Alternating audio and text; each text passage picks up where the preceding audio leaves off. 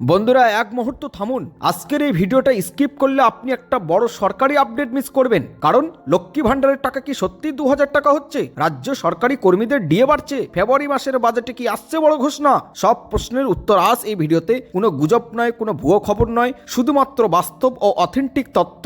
আপনি দেখছেন yes Bangla TV, তাই চলুন বন্ধুরা শুরু করি ভিডিওটা। লক্ষ্মী ভান্ডারের আপডেট। বন্ধুরা, লক্ষ্মী ভান্ডার নিয়ে এখন রাজ্য জুড়ে একটা বড় আলোচনা চলছে। অনেক জায়গায় বলা হচ্ছে লক্ষ্মী ভান্ডারের টাকা বাড়ছে, 1000 থেকে 2000 টাকা হতে পারে। কিন্তু এখানেই আমি পরিষ্কার করে বলি, এই মুহূর্তে সরকারিভাবে 2000 টাকা নিয়ে কোনো অফিসিয়ালি নোটিফিকেশন প্রকাশ হয়নি। তবে বাজেটের আগে এই ধরনের আলোচনা হঠাৎ করে হয় না। সরকারের তরফ থেকে নতুন আর্থিক পরিকল্পনার ইঙ্গিত পাওয়া যাচ্ছে। লক্ষ্মী ভান্ডার যেহেতু রাজ্যের অন্যতম জনপ্রিয় প্রকল্প, তাই আপডেট আসার সম্ভাবনা উড়িয়ে দেওয়া যায় না।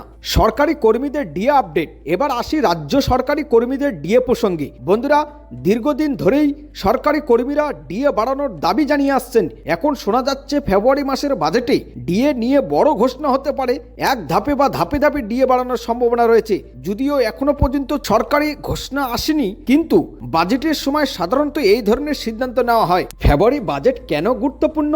বন্ধুরা, ফেব্রুয়ারি মাসের বাজেট কেন এত গুরুত্বপূর্ণ জানেন? কারণ নতুন সামাজিক প্রকল্প, পুরনো প্রকল্পের টাকা বাড়ানো, সরকারি কর্মী ও সাধারণ মানুষের জন্য বড় সিদ্ধান্ত, সবকিছুই এই বাজেটে প্রকাশ পায়। এই কারণে লক্ষ্মী ভান্ডার দিয়ে অন্যান্য ভাতা সবকিছুই নিয়েই এখন জোর আলোচনা চলছে। আমি আবারও পরিষ্কার করে বলছি, গুজবে কান দিবেন না, ফ্যাক ইউটিউব থাম্বনেলে বিভ্রান্ত হবেন না। যেই দিন অফিসিয়াল ঘোষণা বা নোটিফিকেশন আসবে, সবার আগে প্রমাণসহ পরিষ্কার ভাষায় আপনাদের জানাবে ইয়েস বাংলা টিভি। বন্ধুরা, আপনার মতামতটা অবশ্যই কমেন্টে লিখুন। লক্ষ্মী ভান্ডারের টাকা কি বাড়া উচিত?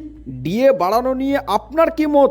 ভিডিওটি ভালো লাগলে লাইক করুন, চ্যানেল সাবস্ক্রাইব করুন, ভিডিওটা শেয়ার করুন, যেন অন্যরাও সঠিক তথ্য পায়। আমি আবার দেখা করব নতুন আপডেট নিয়ে ইয়েস বাংলা টিভিতে।